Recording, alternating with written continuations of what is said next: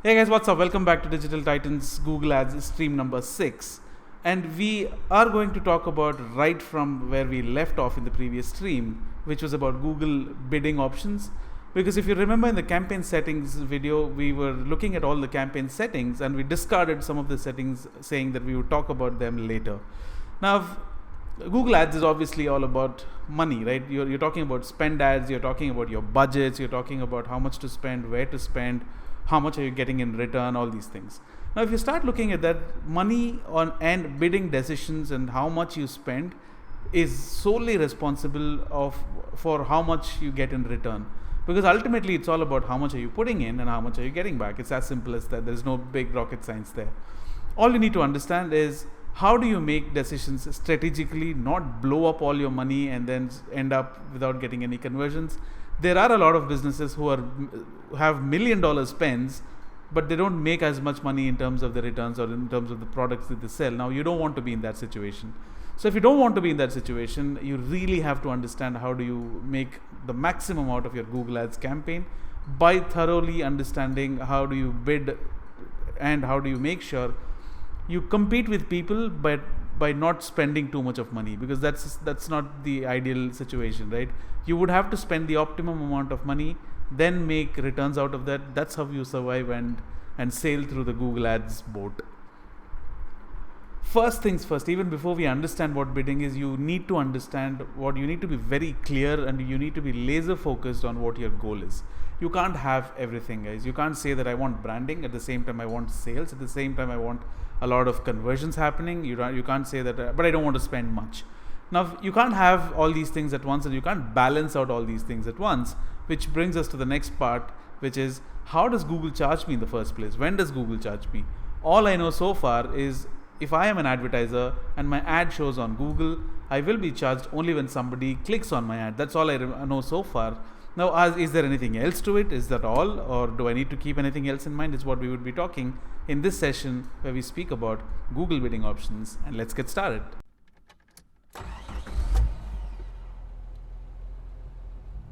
On your screen, you will see how does Google charge the advertisers? When does it happen? Now, this is the advertiser, assuming this is the advertiser. Now, an advertiser gets charged only when somebody clicks on your ad. That's what we know so far, right? So this is the advertiser. An advertiser creates a Google Ads account, and with the Google Ads account, Google enables you to show your ads to the advertiser users who are searching for your keywords. Now, when users are searching for my keywords, and when users, I'm not using the word click here, guys, please pay attention. I'm saying only if users engage, right? Now, if they engage with my ads, that's when Google will go ahead and charge me. Now, what does engaging mean? Engaging could mean anything, right? Are they clicking on my ad? Are they looking at my ad? Are they just looking at it, clicking on my ad, then going to my website and making a purchase? So what is it this engagement speaks about? That's something we really need to understand. Now, when users engage in whatever form, which we would talk about in the next few sessions, in the next few minutes, that's when you will go ahead and pay Google, or Google charges you at this point in time. Now, this is something which is very self-explanatory. All of us know this. Has Casey gone mad? Why is he talking about all these things again? Fine, understood. Now, this is where things get a little interesting. When I say engaging, I mean these things. When I say engaging, it could mean a click. It could mean people can just look at your ad. It could also mean people watched your video ad on YouTube. It could also mean somebody went ahead and either made a purchase or went ahead and signing up for your newsletter or webinar event. It could be anything, or they just fill in the details and they end up being a lead for your business. There could be anything. So Google can charge you for clicks when somebody clicks on your ad. It can be on search, display, YouTube, everywhere, anywhere. When somebody clicks on your ad, you get charged by Google. That is the first option. The second option is you don't want to end up paying for clicks for all sorts of business. For example, if you start talking about something related to shopping, e-commerce, entertainment, people don't think twice before clicking, and by the virtue of it, people tend to click more because these are attractive, whether it's a new phone that you're talking about, the Amazon ads that are talking about new models launched, you're talking about a movie launch happening. So people don't think twice before clicking on these ads. So you don't want to end up paying so much in terms of clicks for certain businesses. Then you have conversions. Conversions is when somebody performs a desired action on your website. You are the advertiser. You wanted users to come to your website and sign up for a lead form. Now those are called as conversions. It could mean you wanted an advertiser to come to your website, which is Amazon.com, and make a purchase. That could be a conversion. Any desired action that you would want the users to perform, and when they perform those actions, it's a conversion completed. Then you have views. On YouTube videos that you see, when somebody clicks on it, nothing happens, it just pauses, right? Now only when they click on the button, they go to your landing page or your website. Now, or you can simply pay for views. It's called cost per view, right? Now if you start looking at these options, when somebody pays for clicks, if an advertiser pays for clicks, it's called as cost per click, and the short form for that is CPC. When somebody pays for impressions, impressions mean only when your ads show. When I type buy mobile phones on Google, I saw an ad for Amazon. So is that an impression? Yes, it is an impression because the ad showed once. If 100 people searched for my ad and Amazon's ad showed 100 times, it's 100 impressions. If it's shown 1,000 times, it's 1,000 impressions. Now, who wants to pay for impressions? Don't you think it's dangerous? I am hesitant about paying when people click on my ads, when they click and come to my website. But impressions are just showing. So why would I pay, or why would I want to pay when people just look at my ad? But if you pay close attention, it's not one impression that you will be paying for, it's for 1,000 impressions. Trust me, cost per impressions is so relevant and much suitable in a lot of businesses and for a lot of goals that you would want to achieve.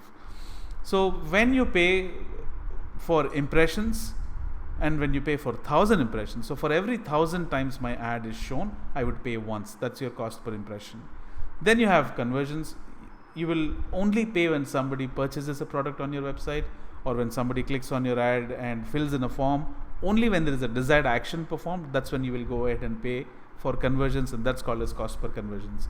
View, cost per view is when somebody watches your ad on YouTube, you will end up paying for those views. But there are certain conditions, there are certain clauses which I don't want to get into detail at this point in time. I would definitely break all these myths and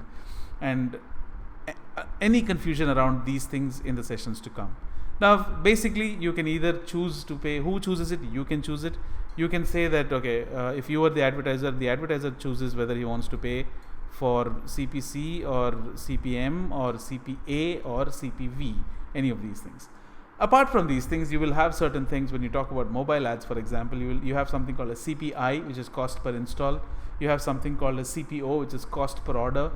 In a way, they're all bundled under conversions because it's a conversion at the end of the day, right? So we would talk about those things when we speak about mobile campaigns. And until now, you have to remember CPC, CPM, CPA, CPV, right? Now, fine, this is all fine, but how much do I bid is my question. You're not understanding, Casey. How much do I bid? Because that will decide, you said that's what decides whether how much profit or loss or whatever I make. So please go ahead and tell me, how much do I pay? Well, how much you pay depends upon a lot of things. This is not the session for it. This is not the night. So we would have to talk about it some other, that's a story for another day. But this will give you a lot of valuable insights. How much you spend for either a CPC or CPM or CPA or CPV depends upon a lot of factors. Apart from that, the quality, the ads, the keywords that you have used, the competition, those aside, you need to understand there are two types of bidding. Google Ads bidding, and most of the paid platforms have this option where you can choose between manual bidding and automatic bidding. Manual bidding is when you go ahead and decide, all right, I want to spend 5 rupees for this click or $5 for this click. That's all I'm going to spend. So when you put in $5, Google will make sure 5 is the cutoff and it will not charge you beyond that. So that's your manual bidding. When you talk about automatic bidding, that's when things get interesting. That's when Google pitches in and tells you that, hey, you know what, I know this system better. It's my system at the end of the day. Why don't I help you looking at your history to maximize whatever you're trying to achieve? So tell me what do you want to achieve is what Google asks you. When you say, hey Google, you know what, I want to get more sales. I want to maximize my conversions. Google says, all right, then go ahead and choose this option which says maximize conversions. I will try and do that for you. So what you do is when you set your bidding options, you go ahead and say maximize conversions. Google, with all its intelligence, with all its history, your account history, your spend history, how much is your budget, how much is your bids and everything. So keeping in mind all these things, Google will go ahead and start taking charge and start bidding on your behalf, because you clearly said your goal was to maximize conversions. So Google will start doing that. And if you say that, hey, I don't want more conversions because I have about 1500 conversions, but the value from those conversions is not sufficient. Those people who converted or bought things on my website bought products under less than $1, so that doesn't make any sense. Make sure or help me get more conversion value. Only bid higher or go ahead and bid high, increase high, spend as much as you want, only when the conversion value is more. Then Google will start looking at your product sold, what is the value that you got, obviously you would tell the system, and then based upon that it will do a lot of combinations, and it will decide whether a visit is going to convert more and give you a lot of value. If yes, it will increase your bidding. If it does not, it will reduce your bidding, helping you save money by spending only where it matters the most. The next option is ROAS. You need to understand what ROAS is. ROAS is nothing but return on ad spend. If I am spending $1, I want $2 in return, is 100% ROAS. If you say I want to spend like $1, I want to get $5 in return, that's a 500% ROAS. So you tell Google that that's my goal. Google, this is all I want in life. My goal is to spend $1 and make $5 in return, so do all that you can. So Google will start thinking that, okay, this guy's return on ad spend has to be 500% because he wants 5 times as much as he spends. So then it starts looking at users or visitors coming to your website by clicking on the ads, and based upon the history, guys, at the end of the day, it's all history. Google is not promising you anything. It will try and help you achieve these things with the intelligence it has. Obviously, Google is more intelligent than we are. Blah, it's clear, right?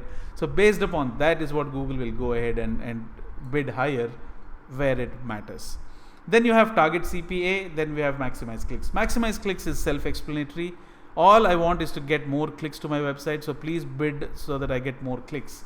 Google understands that. Target CPA is kind of interesting. So what target CPA does is, if you have a product that's worth $100, for example, and let's say you're spending, for one product to be sold, assume that you're spending $20 on Google. So what's your profit? $80. But that's only from the Google point of view. Now you have manufacturing cost of the product. Now you have shipping, logistics, salaries, all your overheads. Imagine with all these put together, the $100 product that you're selling, you're actually spending $120 to get this customer. Does it make any sense at all? That's nonsense, right? So I would rather put all of the expenses put together. If I'm able to sell it at 75, including the Google ad expenses, if I'm able to get this customer for $75, I'm selling him something worth $100, so I'm making a $25 profit there. That should be the ideal situation. So you know this calculation. So you tell Google that my target CPA, right? For manufacturing everything else, I lose $40. So all I have left is $35 to spend. So my target CPA is $35. At $35, if you can help me get a customer, I make profit. So that's exactly what I'm looking at. So Google will only target $35 as your CPA and make sure it shows to people, it goes up to $35 to show your ads to people who Google thinks will convert for you, and trying to help you staying at your target conversion cost by not spending too much and still getting as many conversions as possible for you. So that's how these pricing mechanisms work. And a quick recap: CPC, CPM, CPA and CPV depends upon what your goal is about the business. Depending upon that, you will go ahead and start choosing these options. Now along with that, depending upon your goals in mind, depending upon your business objectives in mind, you can leverage the Google's automatic bidding, but I wouldn't suggest anybody to straight away go ahead and start using these automatic bidding options, because it can turn out quite expensive if you don't know how to run things properly. So all these things put together is using Google's intelligence and helping you make smart decisions. So I guess it's okay to call these things as smart bidding options. So smart bidding options are what you see here. There is another option called as enhanced CPC. which I thought I would talk about it in the next session, but nevertheless I will give you what it all talks about. Enhanced CPC is enhanced cost per click bidding option, obviously.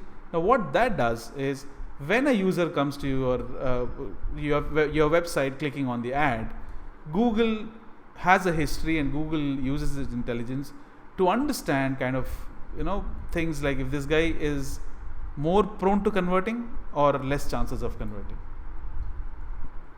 If Google thinks, based upon its data analysis and suggestions, if Google thinks that this guy has a better chance of converting for you, it will increase your bid within the limits that you specified. If Google thinks, no, this guy is not worth so much because in the past guys like these or keywords like these never converted in the past, it will drop it down so that you don't spend on unwanted clicks. So that process is called as enhanced CPC. We will anyway be talking about this in the next session to come. And I hope this makes sense, and if you have any questions, please feel free to drop in an email at kc@titans.digital, and you should hear from me. Guys, if anybody of you have registered recently to the stream and if you're not able to follow from this session, I have included the link for the entire playlist starting from session 1.